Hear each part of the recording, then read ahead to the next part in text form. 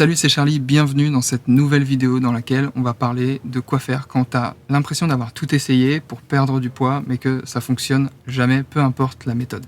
J'ai fait un constat malheureusement affligeant en discutant avec des centaines de personnes, que ce soit sur les réseaux sociaux, avec les élèves que j'ai personnellement accompagnés lors du programme Battante ou avec les personnes qui font partie du groupe Facebook privé gratuit que j'ai créé donc sur Facebook, qui est un groupe d'entraide pour des femmes qui veulent se tirer vers le haut pour perdre du poids et reprendre confiance en elles. D'ailleurs, si t'es pas dans le groupe, je t'invite à cliquer sur le lien en description de cette vidéo et tu pourras rejoindre gratuitement le groupe Facebook.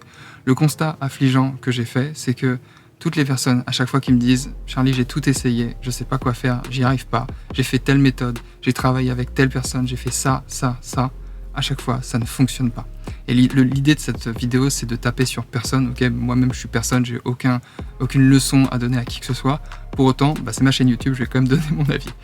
Et ce que j'ai constaté, c'est qu'à chaque fois, je leur dis « Ok, t'as tout testé, tu crois avoir tout fait. Est-ce que tu sais ce que c'est qu'un déficit calorique ?» Et à chaque fois, c'est « Quoi ? Non, c'est quoi un déficit calorique ? Personne ne m'a jamais expliqué ce que c'est qu'un déficit calorique. » Je trouve ça hallucinant qu'une personne pour qui le poids, ça a toujours été un sujet dans sa vie, qui a testé plein de méthodes, qui a travaillé avec plein de personnes, que personne ne lui ait expliqué une bonne fois pour toutes ce que c'est qu'un déficit calorique et pourquoi c'est ce qui déclenche la perte de graisse. Donc, si aujourd'hui tu sais pas ce que c'est qu'un déficit calorique, la première chose que je vais te dire, c'est que t'es pas seul. Et la deuxième, c'est que c'est pas de ta faute. C'est pas de ta faute parce que probablement que les personnes avec qui tu as travaillé ou les méthodes que tu as testées avaient aucun intérêt à t'expliquer ce que c'est qu'un déficit calorique. Et pour ça, j'ai 3 grandes théories. La première grande théorie que j'ai à ce sujet, c'est que les personnes qui vont pas t'expliquer concrètement ce que c'est qu'un déficit calorique, leur but, c'est que tu aies des résultats quand tu appliques leur méthode. Et donc, ce qu'elles veulent, c'est que quand tu arrêtes d'appliquer leur méthode ou de manger leur plan alimentaire ou de suivre leurs recommandations, tu n'aies plus de résultats, donc que tu les rappelles. La deuxième grande théorie, c'est qu'il y a des personnes qui croient vraiment que c'est un gros mot de parler de calories et que dès lors qu'on prononce le mot calories égale troubles comportementaux alimentaires.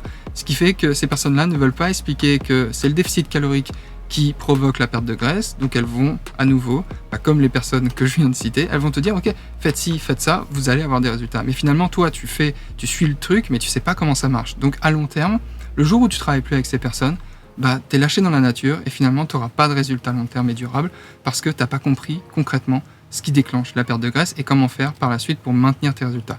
Et enfin la troisième grande théorie, c'est qu'il y a des personnes qui accompagnent d'autres personnes pour perdre du poids, alors que elles-mêmes, ces personnes-là, ne sont même pas au clair sur les fondamentaux de la perte de graisse, sur le fait que c'est le déficit calorique qui provoque la perte de graisse, parce qu'elles ont suivi des formations qui sont scientifiquement boiteuses. La réalité, c'est ça, c'est qu'aujourd'hui sur Internet, il y a 1 milliard de coachs, de thérapeutes, etc.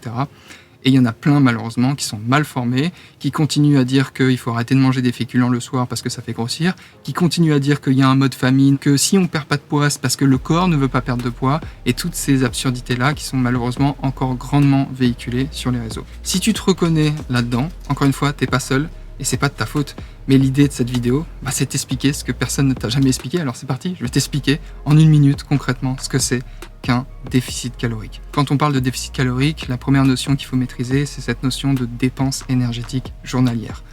Très rapidement, ton corps dépense un certain nombre de calories tous les jours. Ok, ça dépend de ton métabolisme de base. Donc le métabolisme de base, c'est le nombre de calories que ton corps brûle au repos sans rien faire. Ok, là-dessus, ça représente un certain nombre de calories. Et on est tous différents à ce niveau-là. Là-dessus, tu vas rajouter la digestion. Dessus, tu vas rajouter ce qu'on appelle le NEAT, pour Non-Exercise Activity Thermogenesis. Le NEAT, c'est ça. C'est le fait de faire des mouvements de manière spontanée, de bouger les bras, de marcher, de manière inconsciente. C'est de l'énergie qui est dépensée. Donc ça représente une part non négligeable qui est vraiment sous-estimée dans la dépense énergétique journalière. Et enfin, en plus du métabolisme de base, de la digestion et du NEAT, tu as le sport qui lui finalement représente très peu de calories par rapport à l'entièreté de ta dépense énergétique journalière. C'est pour ça que tout miser sur le sport, c'est pas forcément une bonne stratégie. Donc tous les jours tu vas dépenser, et encore une fois c'est un exemple, ça veut pas dire que c'est ton cas, c'est un exemple et je vais prendre volontairement un chiffre rond. Disons, tu dépenses 2000 calories par jour. Ok, tu dépenses 2000 calories par jour. Si tu manges 2000 calories par jour, tu es dans une situation de maintenance énergétique. D'accord ? Il y a autant d'énergie qui est brûlée, qui est dépensée, autant de calories. La dépense énergétique journalière, ça s'exprime en calories. Tu dépenses autant de calories que ce que tu vas manger. Tu es dans une situation de maintenance énergétique, tu maintiens ton poids. Si tu manges plus de calories que ce que ton corps dépense, eh bien naturellement, tu vas être dans une situation de surplus énergétique, étant donné que l'énergie est là, elle ne va pas s'évaporer par magie, ok ? Donc, elle va être stockée principalement sous forme de graisse, si tu es en surplus calorique.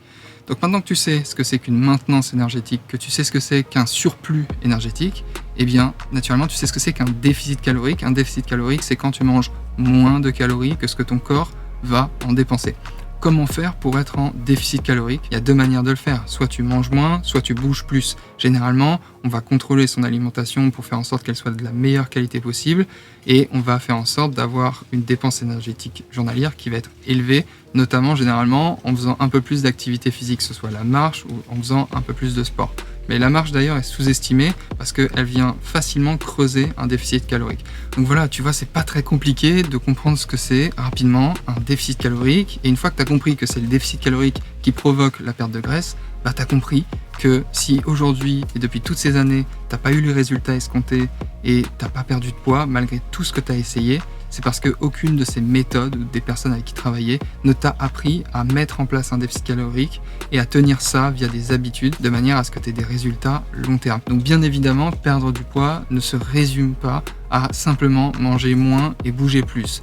Mais ça fait partie des fondamentaux sur lesquels il faut être bien au clair, le fait de savoir que c'est le déficit calorique qui provoque la perte de graisse. Et je trouve ça déculpabilisant en fait. Je trouve ça déculpabilisant parce que si aujourd'hui tu perds pas de poids, c'est pas parce que ton corps ne veut pas que tu perdes de poids, c'est pas parce que ton corps est en mode famine, que ton métabolisme est bloqué, ou alors que c'est pas pour toi de perdre du poids. Non, c'est juste que personne, concrètement, ne t'avait expliqué ce que c'est qu'un déficit calorique et surtout, tu n'as pas simplement appris à mettre en place ce déficit calorique. Et c'est des choses, des compétences que tu peux facilement acquérir et c'est ce qui va te permettre d'avoir des résultats long terme. Être au clair sur ces fondamentaux, c'est la deuxième étape du processus en 4 étapes que suivent systématiquement toutes les battantes que j'accompagne lors du programme Battante, ce qui leur permet de reprendre confiance en elles, de perdre du poids durablement et tout simplement de se sentir bien dans leur corps et dans leur tête. Donc si tu veux apprendre et découvrir ce processus en 4 étapes, je t'invite à cliquer sur le lien en description de cette vidéo et tu auras accès à une formation offerte qui te détaille précisément ces 4 étapes, ce qui te permettra de toi aussi devenir une battante et faire en sorte que la perte de poids ne soit plus un sujet dans ta vie. Je te souhaite une belle journée. Si cette vidéo t'a plu, laisse un pouce en l'air, abonne-toi à la chaîne pour être averti des prochaines vidéos et je te retrouve avec un grand plaisir dans les prochaines vidéos. Ciao.